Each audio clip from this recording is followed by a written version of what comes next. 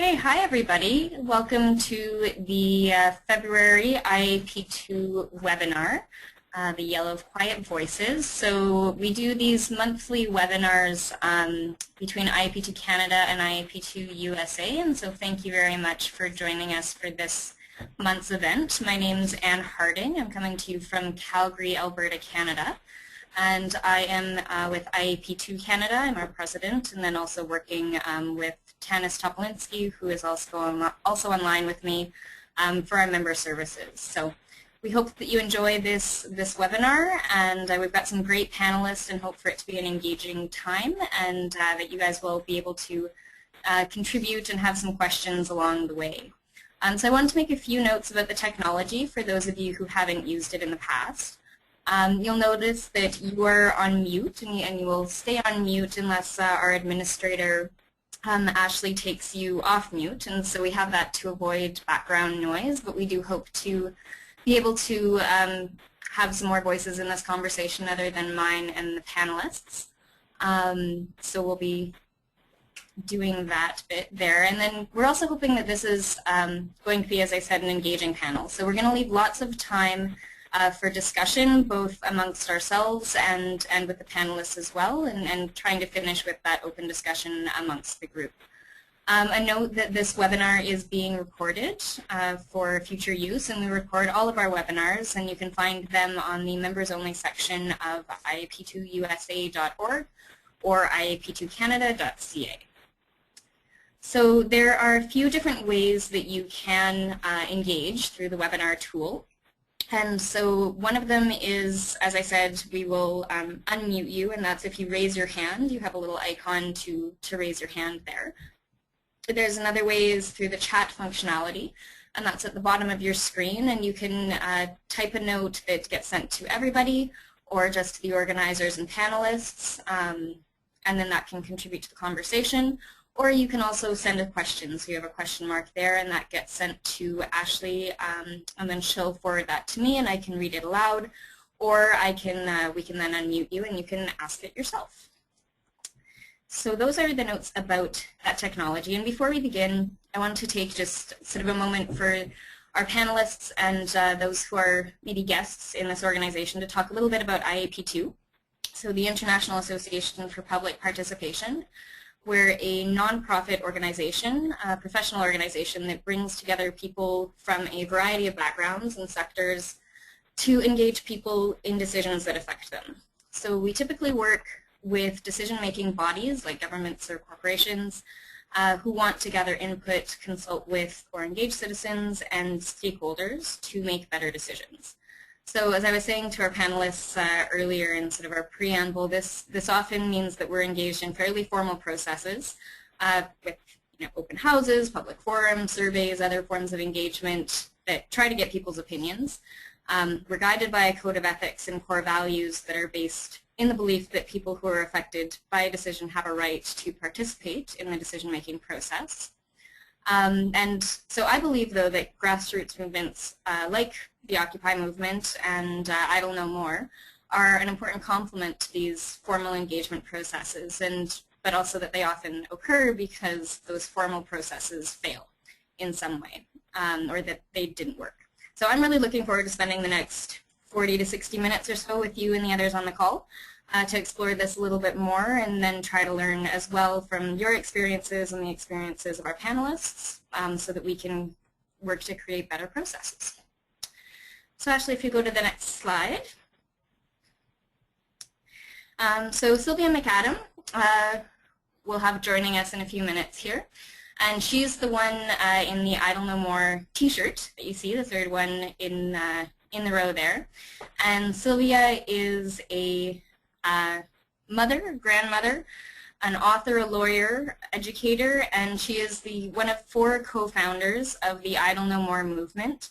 And she currently resides in Treaty 6 territory, which is in Saskatoon, for those of you not familiar. And then we also have Kit O'Connell. And Kit is, as it says, a gonzo journalist from Austin, Texas, editor and correspondent for an important political blog, Fire Dog Lake. I'm not sure if I'm saying that right.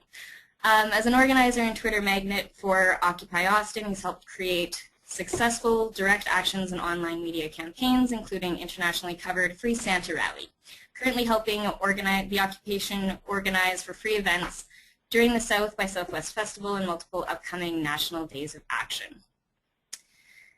So let's begin, and I think we have a number of just photos that will roll in the background from both of these movements.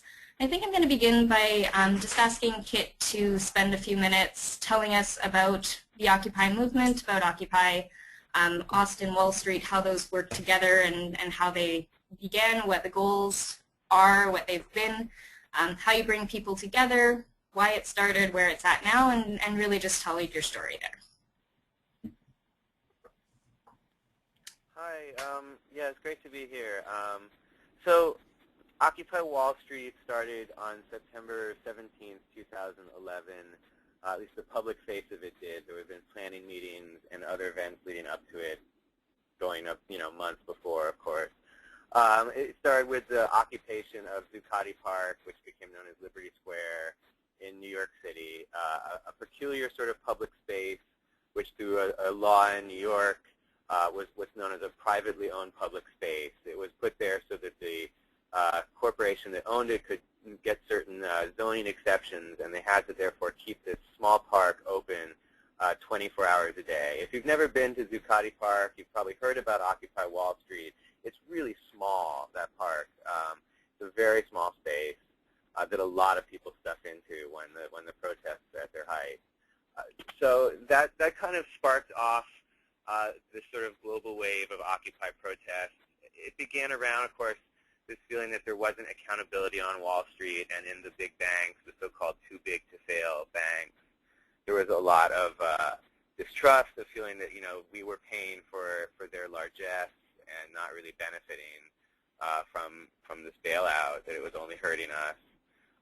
Of course, it attracted this whole range of people and a whole range of issues that relate to economic inequality, I think, is a real core issue.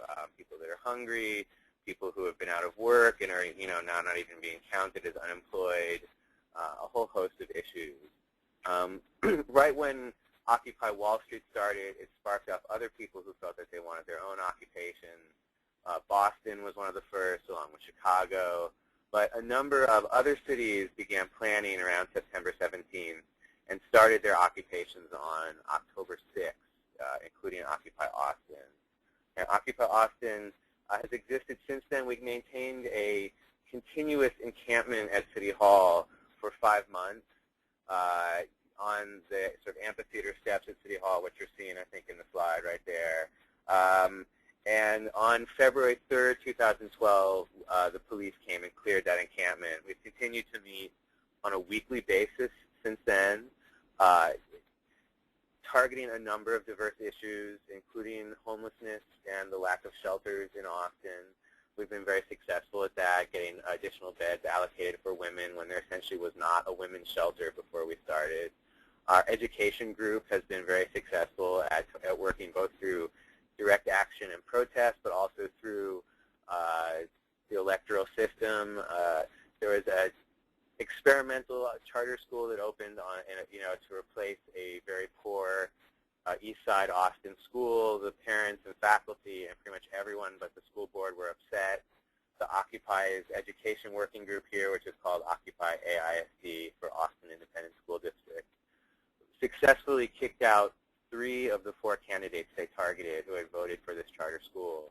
And then right after the election, even though the city had already signed the contract with this charter school, they reconvened and they destroyed that contract. They undid it with those new people that have been elected. I think something that was talked about in the introduction is really key here. There's this idea that all people should do to participate is vote. And I think people feel very disenfranchised when they feel like all they can do is just vote for one person or another. There's all these free spaces, these public spaces like our City Hall that are even legally set up as free speech zones. But what we found through the Occupy movement is when people start using them on a regular basis, there are crackdowns, the police come after us. In the case of these City Hall steps that you see here, there's now a curfew saying that free speech is not allowed there after 10 p.m. But we continue to feel that we need to speak. The Free Santa movement was a response to the fact that some of our activists have been arrested for writing with sidewalk chalk in areas near the Texas Capitol in Austin.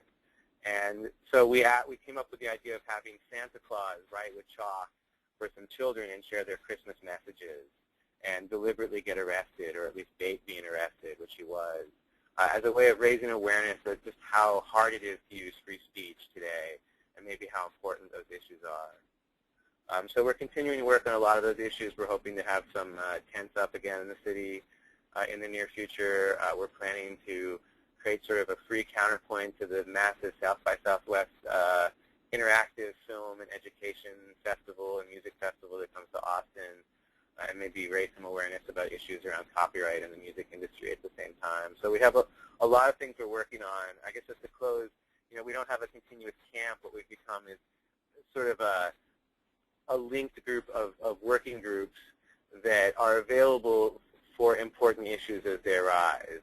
People, we have continuing campaigns, but also people know that when they come to Austin, if they need help with something, that they're going to reach out to the Occupy group there, to us, and say, how can you help us? Can you add direct action to what we're doing through petitions and phone calls and more conventional methods?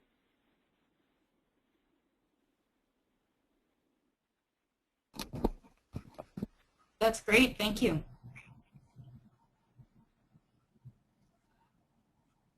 You're welcome. Great. And I'll just let you know, I've been having a bit of trouble getting a hold of our second panelist, Sylvia McAdam. She was online with us earlier testing the technology, but doesn't seem to be online right now. So I think what I'll do is talk a little bit about my understanding of the Idle No More movement for the folks who are not familiar with it, and how it started and sort of where it's at right now. I think it's still an important conversation for us to have, and then maybe we can all have that conversation and ask some more questions and use Kit's insight to talk about how we address that disillusionment or the disenfranchisement that comes from that lack of trust that citizens have in their governments and in those institutions. And I see we've also had Larry Schooler join us as well, so I'll welcome Larry, who's the president of IAP2 USA, and so I'm sure we'll be able to contribute to this conversation as well. So the Idle No More movement is currently ongoing in Canada. It began with a government bill, C-45, that was being passed through that included a number of pieces of legislation that would have affected Aboriginal and Indigenous people in Canada. And when there were 4 women, female lawyers from Saskatchewan who got together, and Sylvia is one of them, and started reading through the bill. And what they saw was that there were a number of changes made to the Environment Act and a couple of other acts that would significantly have impacted, will significantly impact their treaty rights. And so they wanted to raise awareness of this bill and started holding teach-ins and having educational packages and rallies to raise awareness of this bill. And what it's really done is galvanized a movement around Indigenous rights in Canada that hasn't before been seen. So one of the higher profile elements of it is really an offshoot of Idle No More, was when a chief of a First Nation in Northern Ontario, Chief Teresa Spence, was on a hunger strike across from our Parliament in Ottawa for, I believe it was 2 months or so, and that was to speed up the process of a government dialogue with Aboriginal leaders in Canada. And that dialogue is currently taking place, although it's taking place between formal institutions, so our government and the elected officials of Aboriginal governments.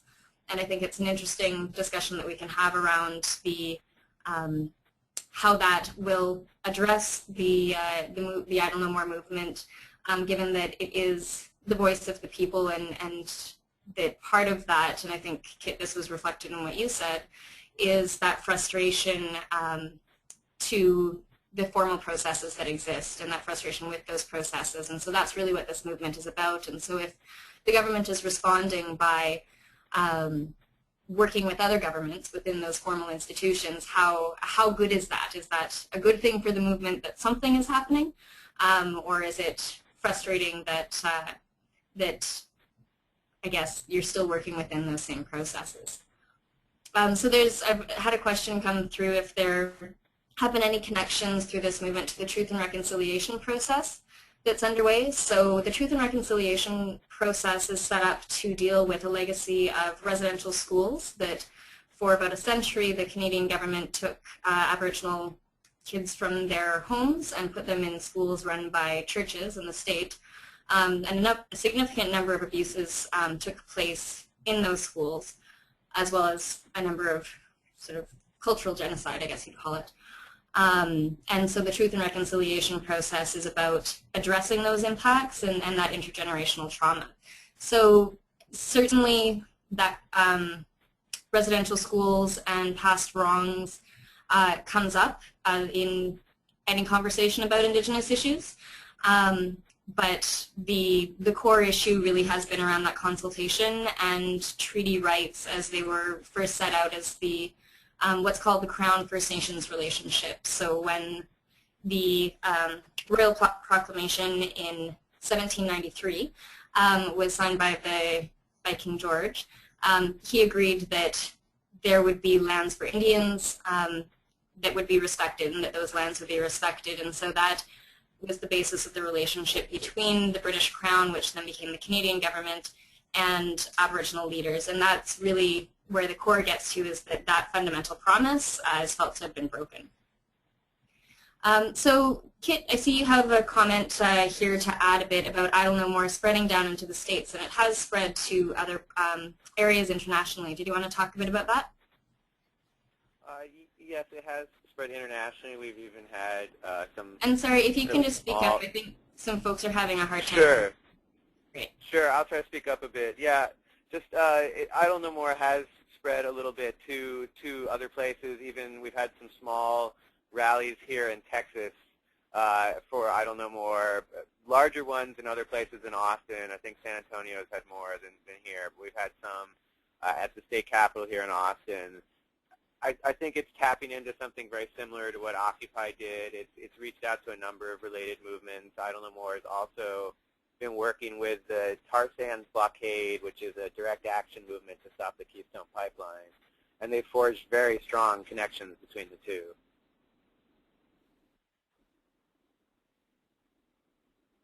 And so I'm interested in exploring that a bit more, because I had seen across that, you know, there's sort of other movements and you link up with one another. Are there, I guess, is that a benefit or a challenge or both to your message and the goals that you're trying to accomplish? I think that it's a benefit to what I see as one of the core actions that's happening, which is really just getting people out of their homes into public or at least shared spaces and having direct conversations with each other and making them feel empowered to do something together. If that's sort of the core of what's happening, then it's a great benefit. It can be a challenge at other times. To use a local example with Occupy Austin, there's another grassroots group here called the Peaceful Streets Project, which came about to respond to issues of police transparency and police accountability in the city. And we've worked with them when we have a protest or some kind of direct action or a rally. We often invite them just to film the police and make sure that nothing unpleasant happens or that we have documentation if any of our rights are suppressed. And we've worked with them to also raise issues about inequality and how that applies to the way police treat people of different backgrounds or classes. But it's also been a challenge because many of the members of that group come from somewhat different political leanings. They tend to be more on a capital L libertarian side of things versus the Occupy side of things. And so sometimes there's been a challenge of finding where do our groups meet, what common ground do we have, and what places do we need to, keep having those conversations and see if we can find common ground? Right. Okay. And so I've got sort of a few more questions that we'd thought of ahead of time here, but I'll also remind folks that you can ask questions through that will get pushed to me through Ashley, or you can add them into the chat box below. So I think one of the interesting pieces for me when thinking about grassroots movements as they relate to public engagement is just how much energy there seems to be and how it's really the people that drive the movement. And I know a number of my colleagues in public engagement who are just trying to figure out how you get people out to care about something, to care about an issue that you're trying to get their input on. So what is it, do you think, about grassroots movement that really gets people together, and what drives that momentum in the movements? Excuse me. I think that there's a real key thing of making people feel like they can take a real significant action. Part of what appeals to people about Occupy is that it doesn't feel beholden to the rules, or even in some cases the laws, if people are passionate enough about a topic. Obviously that kind of thing can be hard for an organization to take advantage of. We work a lot with unions in Occupy because unions feel very constrained to working through certain channels. The grassroots movements, people at least have a perception that they can take any action they want. We set the boundaries that, Occupy Austin is nonviolent and that we're nonpartisan and we don't endorse any religions or particular candidates. But within those boundaries, and following the ethics of the movement, people feel like they can do something. If they're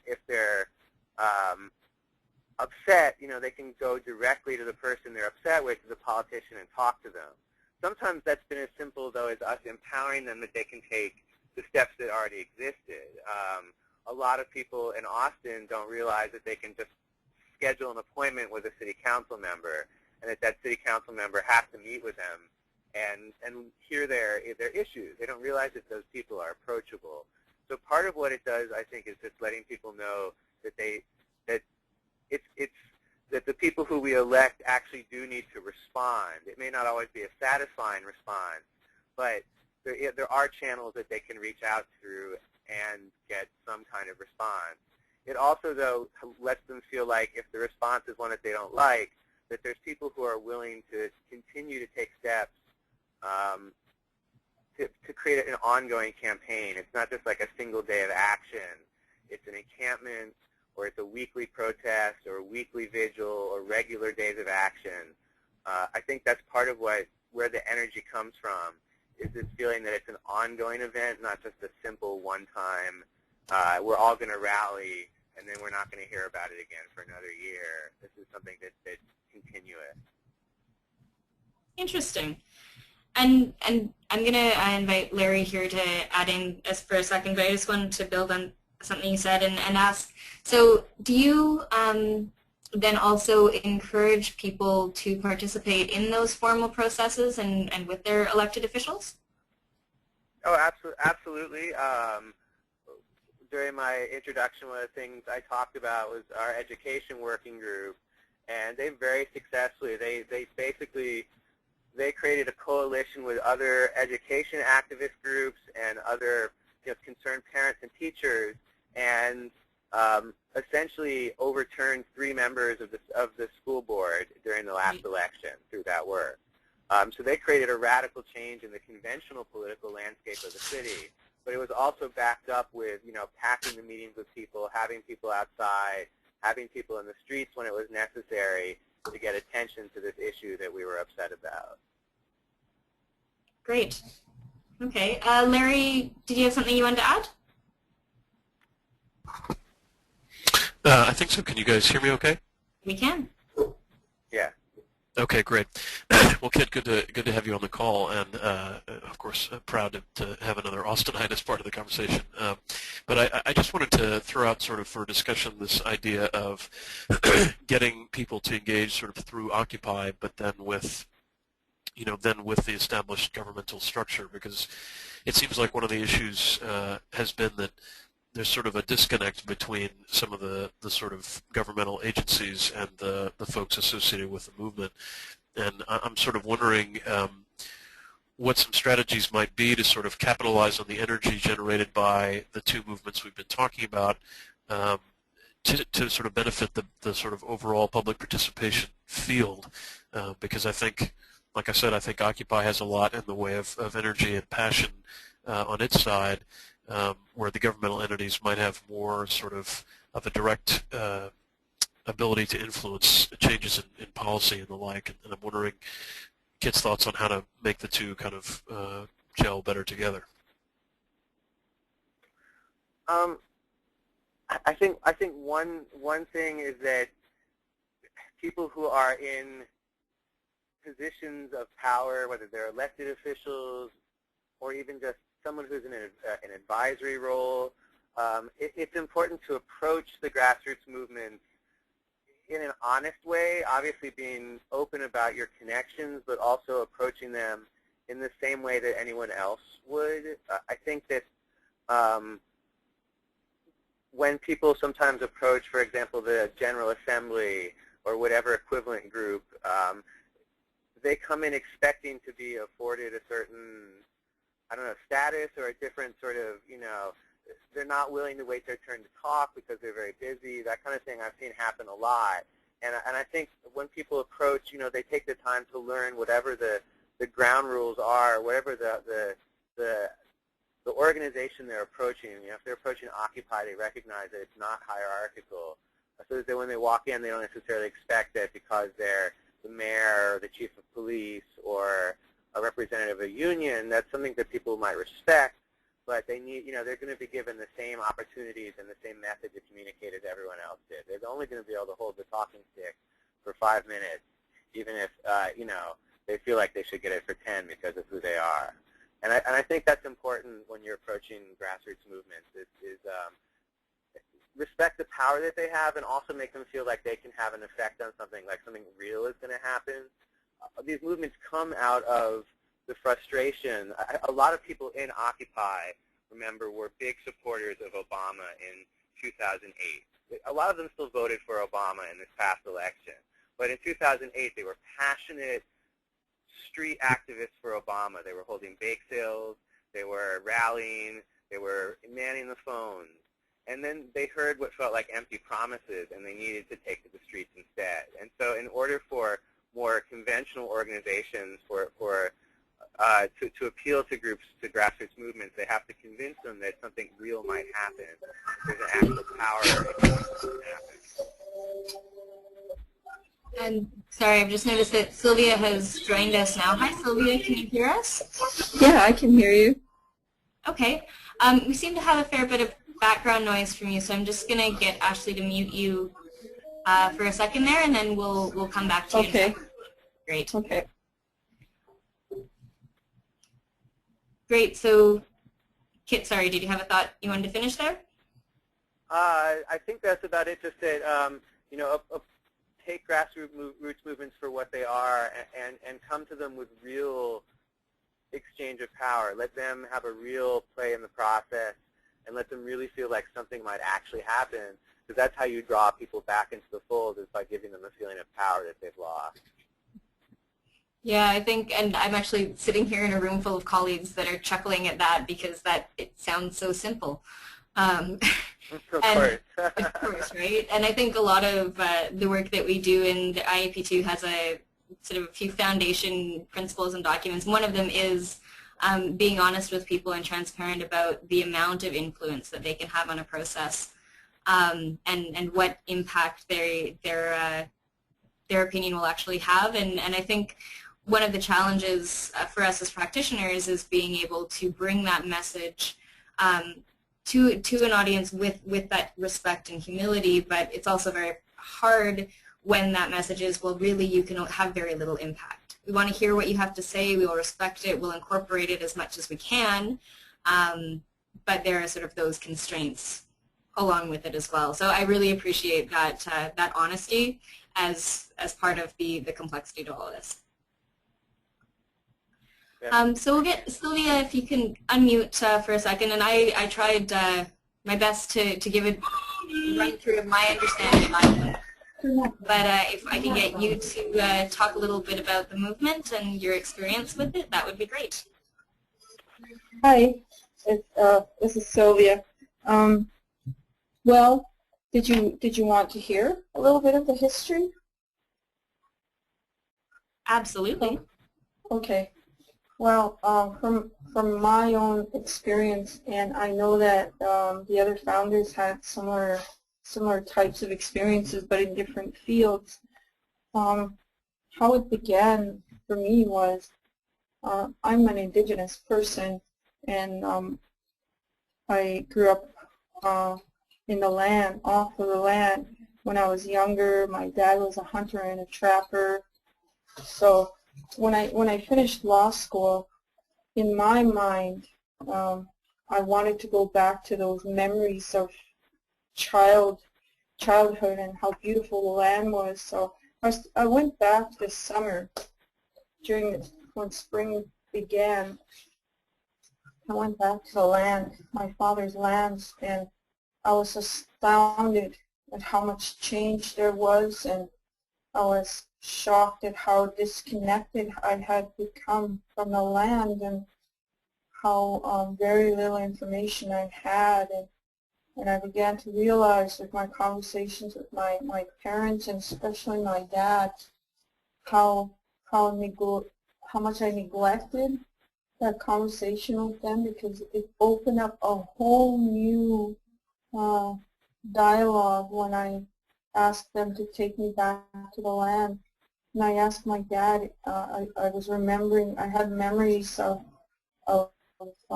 cabins and fishing, and he told me that his cabin had been burnt down, that the conservation officers had been burning down hunting cabins, and that they were systematically blocking traditional hunting areas by blocking roads.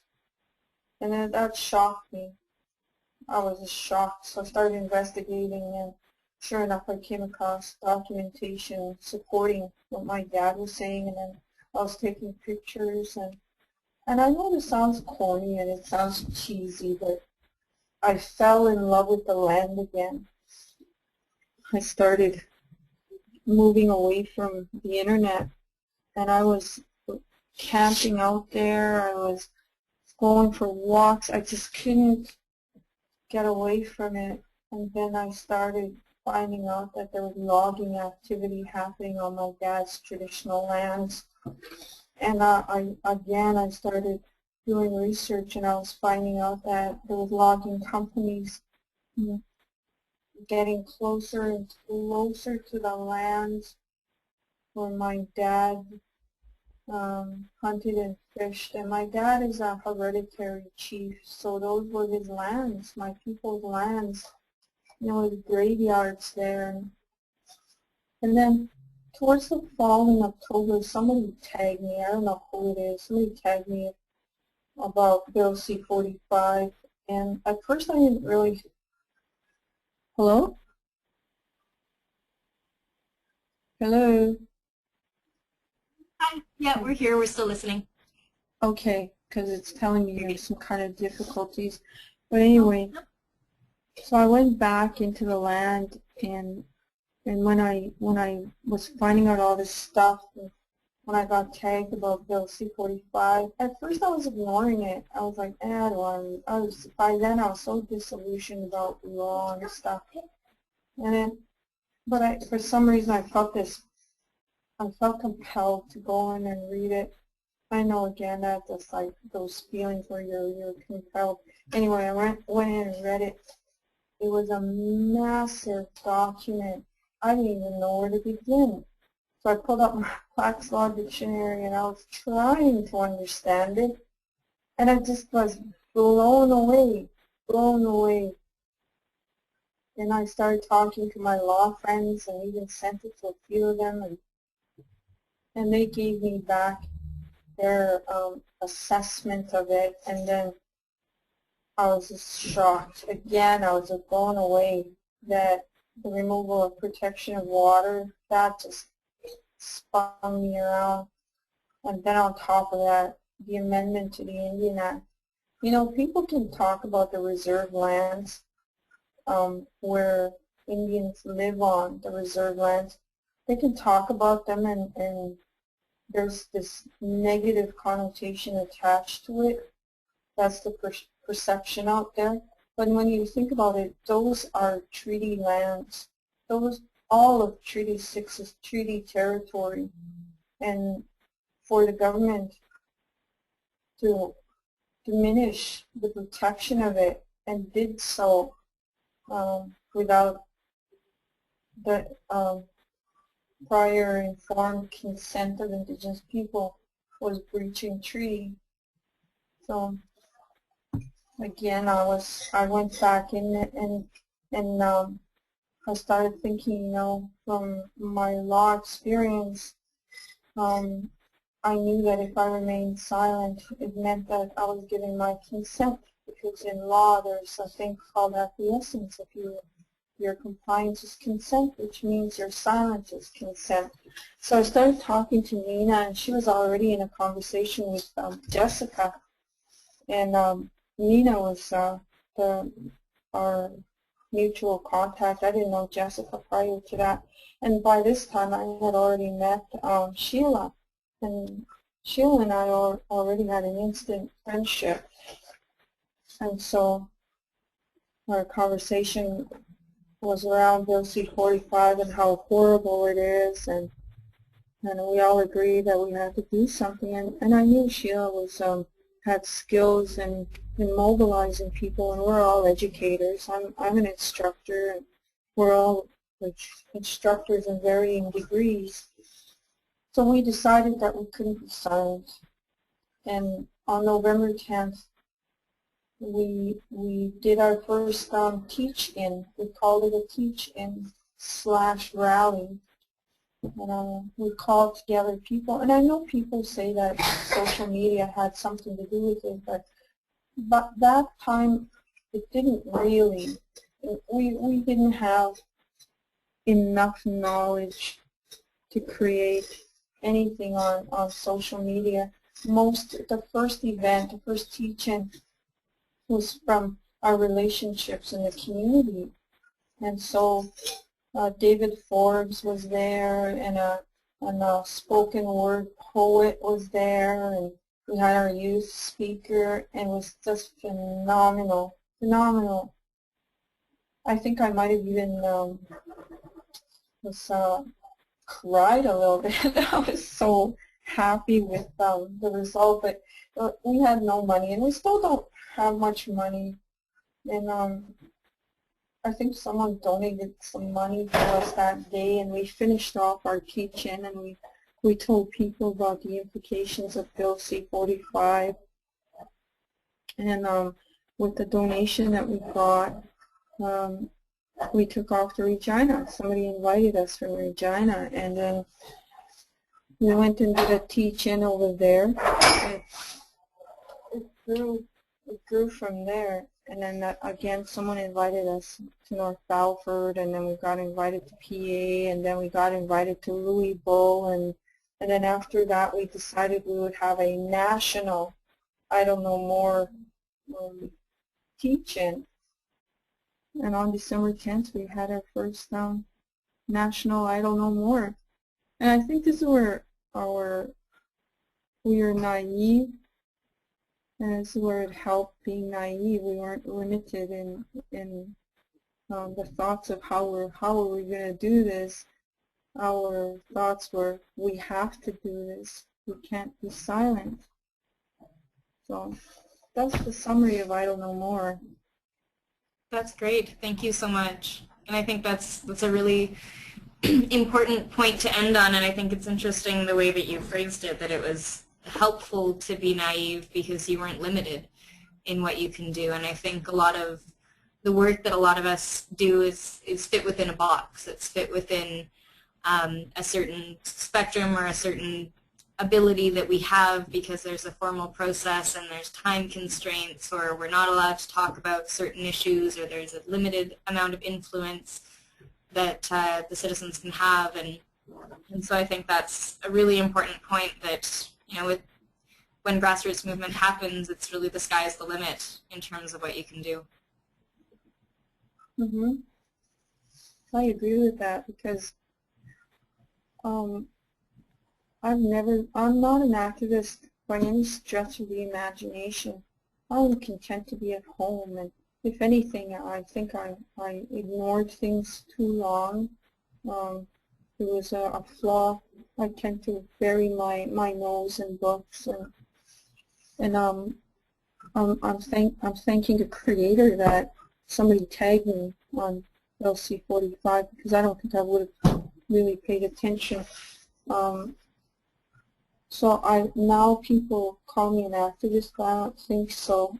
I don't consider myself an activist. I consider myself a person who loves the land, who loves the water, who loves the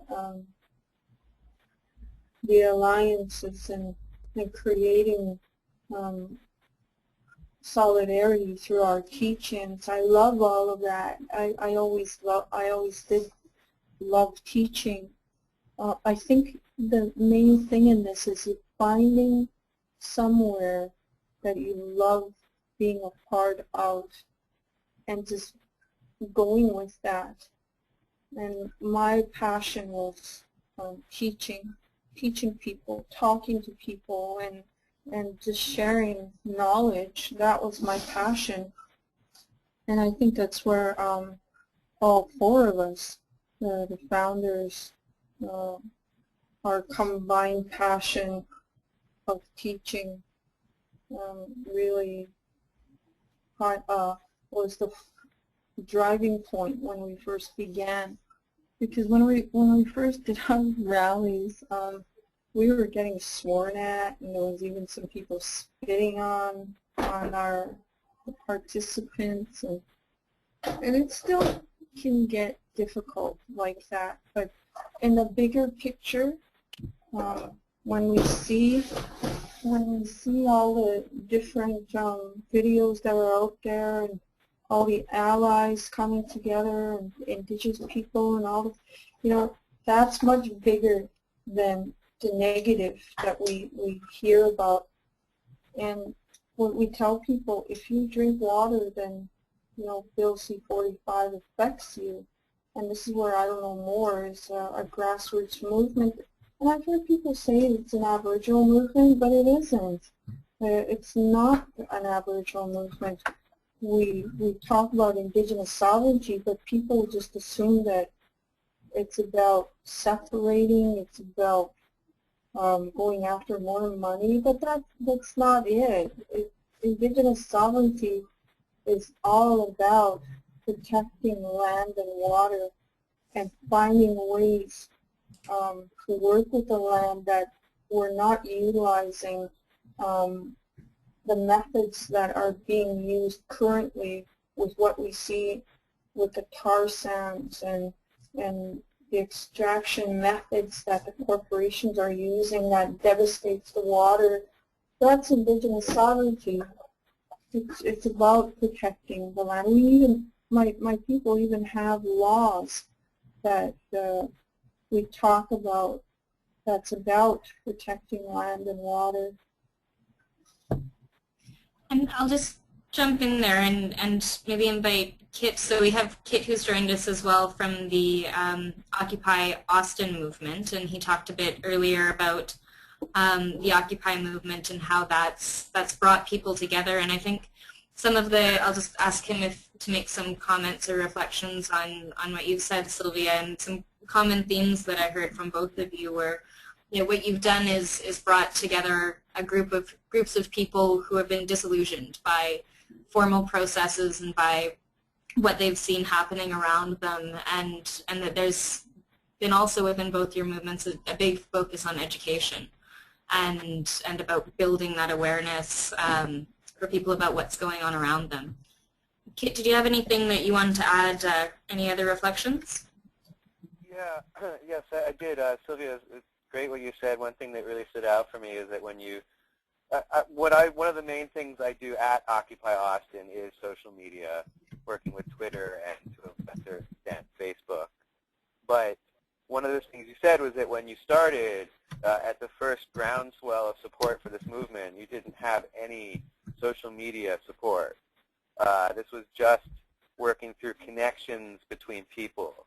And one of the things I thought was so interesting about that is that I actually just read a book called Tweets and the Streets, and it makes a really important point that when people first start to look at social media, they can imagine that there's this kind of placelessness of it, that it's kind of existing outside of place. But actually, when we're using social media to activate a population, to create a grassroots movement like Occupy or Idle No More, we need to rely on place. We're utilizing public spaces, and we're taking advantage of real-world existing actual friends networks, not Facebook friends networks. But the real work comes through real human connections. Social media can facilitate it. It can grow those connections. It can help us connect to people in other places, like connecting Occupy Austin to activists in Canada. But it doesn't ever take the place of the real-world actual people networks on the ground and the actual places. It just helps us mobilize people to those places and sometimes helps us activate those networks.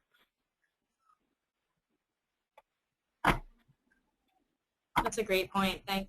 And Sylvia, since the movement has started, have you, I guess I've been following the Idle No More hashtag on Twitter for sure. Don't know if others have. Have you increased the use of social media or seen that as a way to bring people together, or is that sort of a side piece that just happens to be going on with other folks who are involved in the movement? Oh, it's definitely has been the main focal meeting place, if you will. I tweet. I've never tweeted before, and now I'm tweeting. I'm also using Skype. I used it before, but I'm using it more now. And definitely Facebook is our main meeting place. If anything were to happen to Facebook, and I don't want to put it out to the corporations to plant that idea to them, but yeah, we make our plans on there. We have our chats. We have our whole different areas. Like when I went to London, UK, we made the event page, and I dialogued with our contacts from there on Facebook. Our main planning was done through there, as well as our contacts in Germany, New Zealand. So yeah, we rely on social media definitely now. Great. So I'll just note it's about 10:02 here, and I think we've had a couple of different times out there. So for some folks, they were expecting to join us for an hour. Others, I think, may have been expecting an hour and a half. So I'll give our panelists the freedom to leave if they need to in a few minutes here. But I do want to open it up to folks in the virtual room. If you do have a question for either or both of our panelists, please send that through the questions functionality or raise your hand. And Ashley, if you can let me know if anybody's raising their hand, and we can unmute them. And I've just got another question that's come through here while we're waiting, but please do feel free to put your questions forward now. So it says that both Occupy and Idle No More have been criticized for lacking clear objectives or articulating clear demands, which sometimes alienates those corporations or business and political leaders. So Kit had talked earlier about the challenges of bringing together a number of groups of people under one banner in the movement, almost that fragmenting of society on various social divisions. So I'm wondering if you guys can speak about the challenges or opportunities for your movements to develop unifying, consistent mission statements to support that momentum and to engage those business and political leaders. Either of you want to go? Sylvia, yeah. Well, I can speak about Idle No More, of course. If you go to our blog, www.idlenomore.com, our manifesto is on there, our vision, our mission statement is all on there. So I'm not quite sure what to make of the criticism, if you will, from the mainstream media. The mainstream media can go into our site, and we talk about sovereignty and resurgence of indigenous nationhood. We say that Idle No More will continue to pressure government and industry to protect the environment. Idle No More will continue to build allies in order to reframe the nation-to-nation relationship. This will be done by including grassroots people. Well, all of this is on our blog, so I don't know how much more clearer we could be. We're working on our work plan as well. We're getting a structure in place. The indigenous structure had a group of women that are called Okitsitauskot. We're bringing those women together. Our objective is indigenous nationhood, because indigenous sovereignty and nationhood, like I stated before, is about the protection of land and water. We're feeling that industry and the mainstream Canadian government, the Canadian state, is failing in that area since they've removed the protection of water. So this is our way of saying, look, you can't do that. And we're telling people that the treaties are the last stand before the devastation of water from industry, because the treaties are a nation-to-nation covenant, and those treaties are stating that indigenous people have to be consulted in areas that directly impact them, and that is not being done. So this breaches treaty. And I've stated this before, you know, water impacts everyone. It does, and Sylvia, I've noticed that the slide that Ashley has up right now happens to have Chief Spence on it, and I was reading a couple of articles where you had spoken out and talked about how the Chief Spence that sort of has come from Idle No More but is not central to the movement. And so I wonder if you can talk a little bit about how activities like that or other groups that are not actually related to the core of what you're trying to do can take it off course, yeah. I guess. Well, I don't know if it's off course. We're all headed to the same goal, and that's the protection of land and water. And I honor Chief Spence. I think she's a very honorable lady for doing what she did. However, Idle No More began before her hunger strike, and she did her hunger strike in support of Idle No More because her hunger strike was similar to the issues that Idle No More was dealing with, and she did it mainly for her community and what was going on with her community. So And we tell people that the face of I Don't Know More is the face of all grassroots people. I can jump in a little bit here because it is very interesting that, sure. Should I go ahead?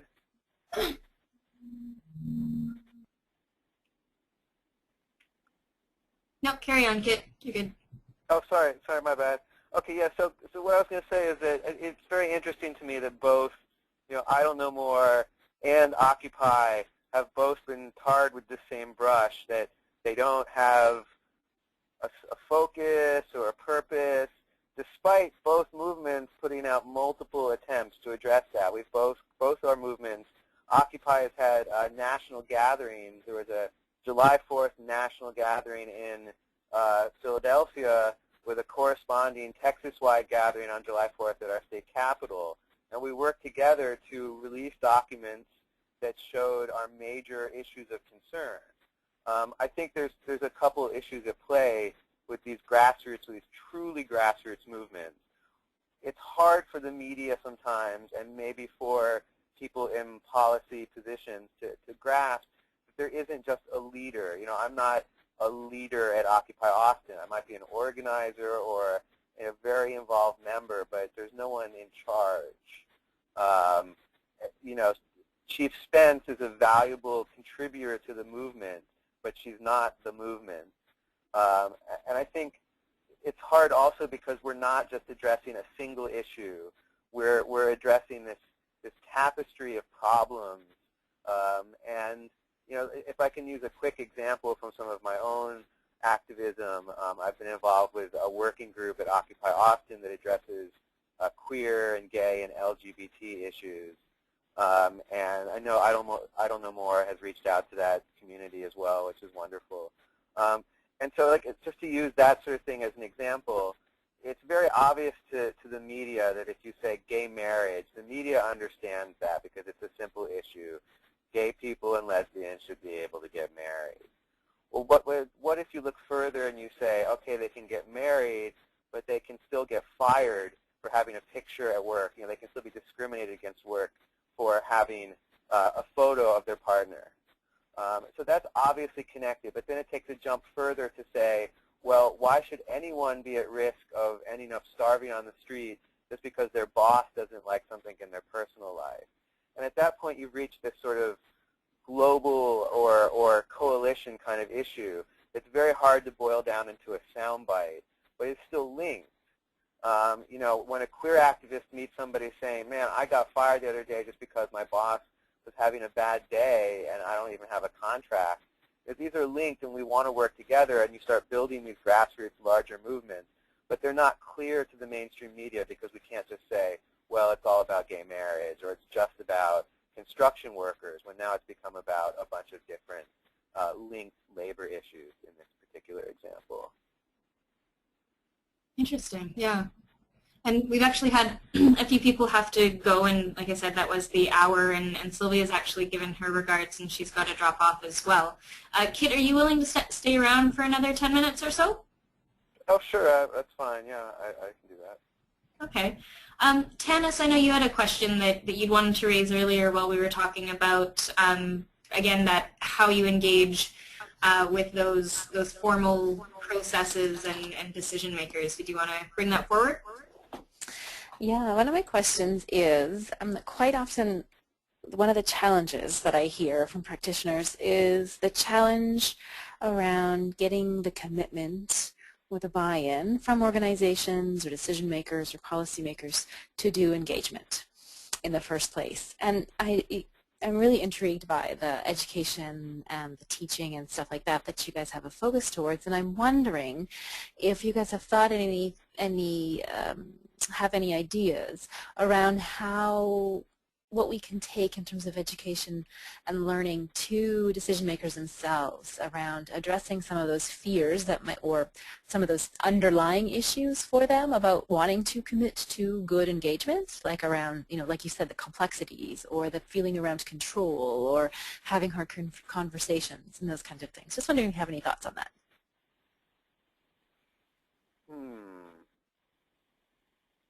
I don't know. Can you dial it down a little more specifically? I'm not sure quite how to address that. Well, you do, like you had mentioned, you do a lot of education externally, to the public. And I'm just wondering if you could have the opportunity to do some education internally for organizations, what that might look like. I think a big thing, so much is about people feeling like they have a voice and a significant voice, and a voice that listens to who they are as individuals. Obviously, sort of part of the democratic process at some point is that we take a lot of numbers, or whatever their votes, or a survey, and we add it all together, and so a lot of the individuality gets kind of wiped away. But I think it's also important to make people feel like their particular vision is heard. One of the things when we come together as a group to make something happen, we work through sort of what we call a modified consensus process, and obviously it's not necessarily all the time that everyone 100% agrees with everything that we're all doing. We like to have our meetings be relatively short, and that would never happen if we did it that way. But we want to make sure that everyone's concerns are heard, and that's one of the last things we do before we come to consensus, essentially vote, although we don't usually call it that, on an issue or something that we're doing, is we say, are there any last concerns about this that haven't been addressed? We let each person say that concern, and then we let the person who brought that idea respond to them, and then we bring it to a vote. And it's not necessarily even at that point that everyone has to agree, but a lot of people just feel like, okay, they've heard me, and I trust them to carry forward my concerns, even if we don't see 100% eye to eye. Mm-hmm. And I think that's really key to the success of what we do. Does that address some of what you're saying? Mm-hmm. Thanks. Thanks a lot, Kit. And are there any other questions out there that I'll sort of give a last call? Larry, did you have anything else that you wanted to add?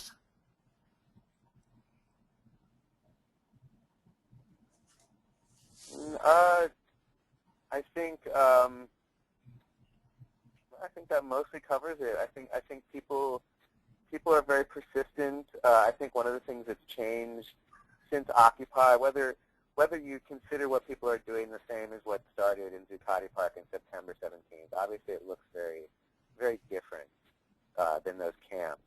But one of the things I think that's changed that I think people in decision-making positions need to recognize is that people as a whole right now feel empowered to act directly, to use direct action. Looking at the hearings for Brennan recently, people obviously didn't feel heard, and so Code Pink stepped into that role and made sure that those voices were heard, even if it was in a way that was not orthodox. I think people need to recognize that there's a feeling out there now that if the voice isn't allowed to speak, it's going to find a way out, whether that's through the internet, whether it's through something like Anonymous or Occupy or other grassroots movements or social media. That voice is going to get out there. I think it's better if people can work with that rather than trying to fight it. Great, thanks. So we've had a couple of questions just come in, a couple last-minute ones. John, Ashley, could you unmute John? He's interested in knowing more about leaderless organizations, and I think that was, again, a common theme that you and Sylvia both brought up, that there is no one leader, and that can sometimes be challenging. John, go ahead. Okay, can you hear me? We can. Oh, great, great. Yeah, so the idea of a leaderless organization, I understand that there's no one person speaking for an organization, but it seems like when you try to work with other entities to say there's I mean, how would another entity work with an Occupy group if they wanted to talk to them about something? I mean, it seems like there's something impractical about that. A leaderless organization. Sure. Sure, yeah. I'm happy to respond to that. Yeah. So first off, sometimes we joke and say that we're also a movement of leaders, a term that gets kicked around, Occupy, and also another community I'm part of, the Burning Man culture, is the concept of a do-ocracy. And so people kind of become effective leaders, even if they're not named as such, through what they do. If, for example, if I'm interested in a campaign, about the banks, I can form a group and I can, help lead that campaign if I choose to. And so, I become effectively the leader of that, or one of the leaders. But other people can also step forward. If I'm putting in 20 hours a week organizing and so is someone else, we're both effectively the leaders. Now, how does an organization that's more conventionally designed approach that, or just any organization approach that, is definitely a valid question. One of the things that you see happen when Occupy groups work together is forming spokes councils. And so, for example, a particular group might approach Occupy and say, we want Occupy's opinion on it. We want a representative from Occupy to come to our conference, for example. And we want you to be able to speak for Occupy Austin on the issue of charter schools, to use an example that I talked about earlier. What might happen within Occupy is we would come together in our own meeting, and we would say, well, Amanda is a very important member of the education group, and here are the talking points that we're authorizing her to speak on. And these, we might come up with 5 or 10 points that we're concerned about, and she'd be able to bring those points to this conference and represent Occupy on them. Now, it does add an extra layer or time to the process, because if someone at that conference comes up with something that's not something she's authorized to speak of, something that's totally out of left field, it might be a great idea, but for her to ethically represent a collective, she can't just say, yes, that's a good idea. She has to take the time to bring it back to the collective, get their opinion, be again sort of endorsed to speak on that, and then bring it back again. So it is a slower process, but it does help those people feel empowered that they're all being heard, because they know that she's not just going to cut a deal at that conference. She's only going to speak for what they've said. Does that make some sense? Yeah, thank you for that. Yeah, thank you. And I just have another question that I'd like to end on that's come through that I think is interesting and very valid, in the idea that we're sort of working, the work that we do as public engagement practitioners is sort of in a different and what I would call a parallel stream to the grassroots movements. And a lot of the work that we do is focused on, like we said, that within the box and a very specific decision or a specific process within those boundaries. And so what the question is what advice would you give to folks like ourselves who are designing processes, working with decision makers, working with governments to engage members of the public, so that we can have better results and better processes based on what you've experienced? I think that occupiers, people in grassroots movements, do recognize that there's limits to what the existing system can produce. That's part of where it comes from, obviously. So that's it's a double-edged sword, and that they're sort of fighting against that. But they do also recognize, I think, on the whole, that there's people in the movement who, or rather within the system, who are trying for the same aims. I think most people do want to believe that, for example, that there are people in office that want to see people fed and housed. That's a pretty basic thing. But that the system often prevents it from happening.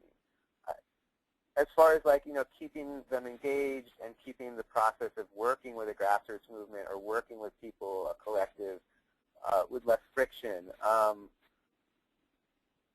think it's respecting the rules that are set. I think I would say this, respecting the public spaces and respecting that voice. Again, come back to that.